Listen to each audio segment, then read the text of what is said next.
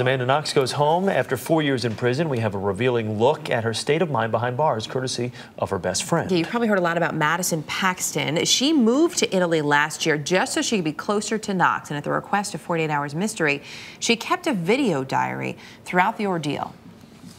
In some ways, it's easier psychologically to be filled with despair. Does that make sense? And I am seeing that in Amanda now in visits where she's suffering a lot. She's been suffering this entire time, but when you look at her and you say like, well, I mean, this looks really good. This is a good sign. It's like her face just gets very, very worried and very scared because she cannot, for her own sake, she can't let herself assume that she'll get out. Like, she's learned that it really doesn't matter if she's innocent.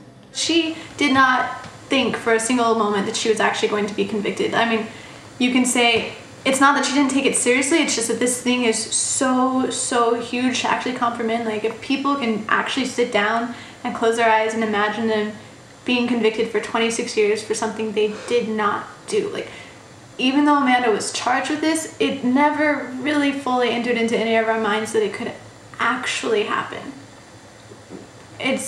I mean, like, she very ideally thought that the truth was enough.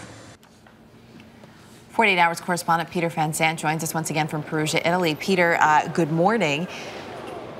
When we hear from Madison there, there's some talk too about how she had said she actually got stronger during these 4 years in prison, sort of really honed her character.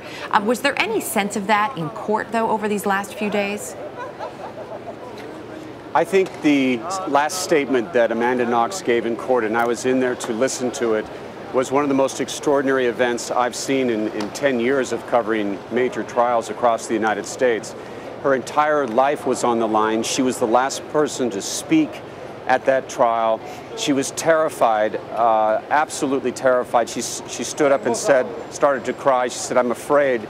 But then she gathered this strength and delivered one of the most remarkable speeches in Italian. And our Italian workers here with CBS News had tears in their eyes. They said it was brilliant and moving, and she helped save her own life.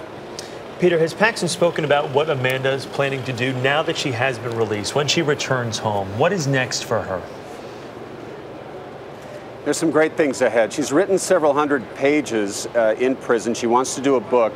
But the first thing she wants to do, and Madison is also in the air right now and will be joining Amanda soon, is they're going to go to their favorite tea shop in Seattle and sit down and have a cup of tea. They've talked about that over the last 4 years, and finally, in freedom, they'll be able to do it. Be able to do that without that limitation of that hour that they had each time they spoke while she was in prison, which will certainly change things for both of them.